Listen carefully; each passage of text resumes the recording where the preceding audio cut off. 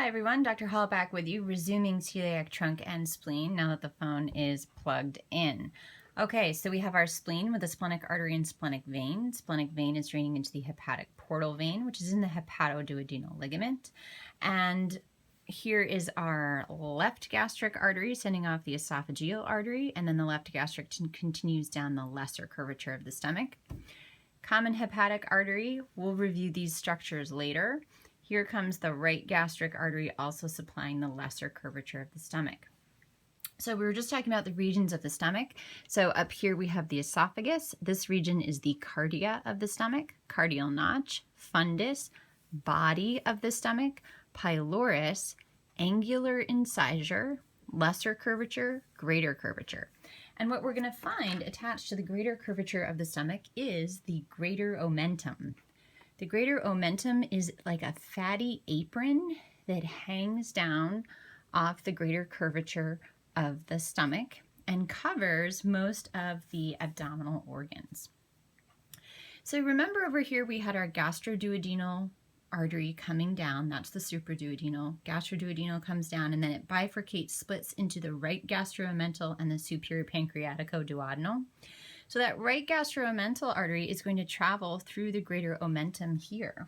And then it sends these little tiny branches to the stomach, which is actually a really smart design because as we eat, because of the rugae in the stomach will expand.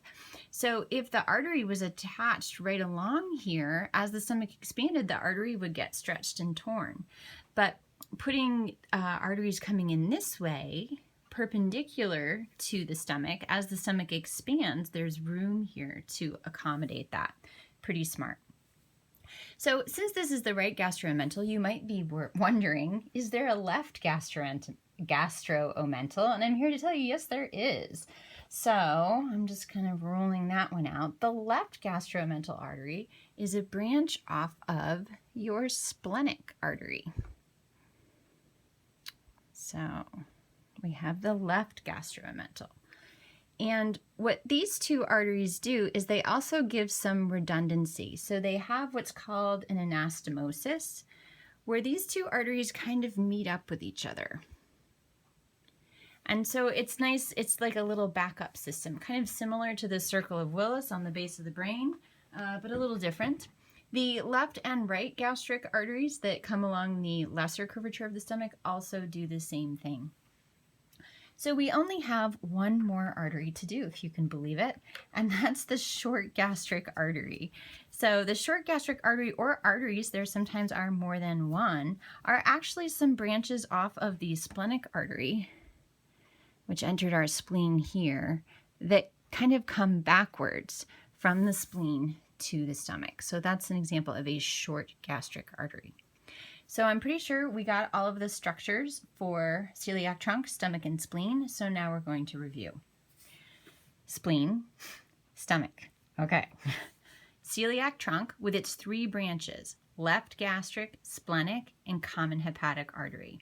Left gastric is going to send off the esophageal artery and then continue down the lesser curvature of the stomach. Parts of the stomach, cardia, cardial notch, fundus, body, lesser curvature, angular incisure, pylorus, greater curvature. Greater omentum. Splenic artery gives off the short gastric artery and then the left gastroomental artery. So for clarity's sake, I'm going to remove, no, I'm not. I think they're fine. I'm going to open up the hepatoduodenal ligament here so that we can see these structures a bit more easily. They got a little wonky. Okay. So over here on the right side, we have our common hepatic artery coming off the celiac trunk, branching into the hepatic artery proper and the gastroduodenal. So it's going to bifurcate into those two, hepatic artery proper, gastroduodenal.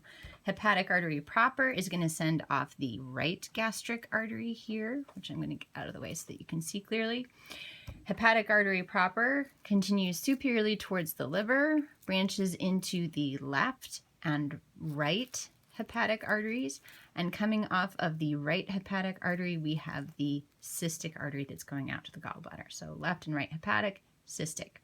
Here within the hepatoduodenal ligament, we also see the hepatic portal vein and the common bile duct, also just called the bile duct, which is draining bile from the gallbladder, of course.